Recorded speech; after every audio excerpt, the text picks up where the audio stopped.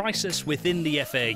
It's as much a part of football, it seems, as 3 o'clock kickoffs, a half-time pie and goal celebrations. Debates about reform are almost as old as the classic kids' game Subbuteo. It was way back in 1966 that the government of the day commissioned the Chester Report to see what could be done to modernise English football's governance.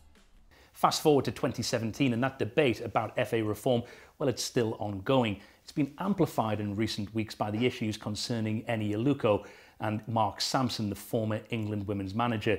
Aluko alleges that Sampson made racist remarks towards her. Now, Mark Sampson was fired by the FA last month for what they claim is an entirely separate matter. But yesterday, the FA apologised to Eni Aluko after an independent barrister ruled Mark Sampson had indeed made racist remarks towards her. It included his fears that her Nigerian-based family would bring the Ebola virus with them to Wembley when they paid a visit.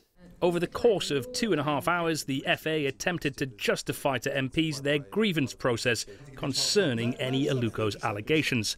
There certainly were systemic failings historically which contributed to today's mess. Because I'm not here to tell you that this is the FA's finest hour. They do not like people scrutinising them. They are very defensive, they're quick to blame, and they don't have the basic sort of procedures in place in order to deal with grievances and whistleblowing and other things like that, which most organisations, even small organisations, have in place. And that's why I think it needs a clear out, it needs wholesale reform, because the culture seems so embedded there, this defensive, protectionist culture, that it doesn't seem like they're able to reform themselves. But what the sports minister today called a sorry saga has a wider resonance. The players' union now doubts the capability of the FA to deal with serious allegations brought to its attention. There are questions too over a perceived lack of diversity within the FA board and its council, which serves as football's parliament. The coaching ranks of the national teams are not immune from such criticism either, despite claims from the FA that it's rectifying the imbalance. So is it time the FA was more reflective of those who play the sport?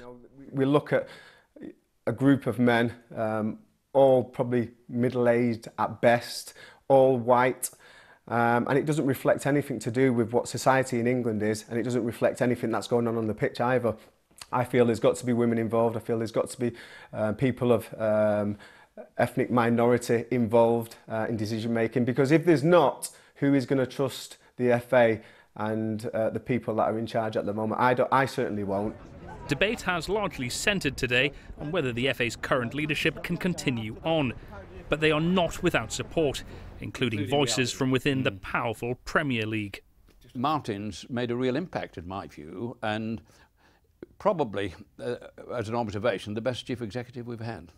It's not racist in any way, shape or form, and it's not misogynist in any way, shape or form, but it's like a big tanker, I think, and difficult to turn round and takes time to evolve into something better, which everybody in football wants. But I think they're making good progress.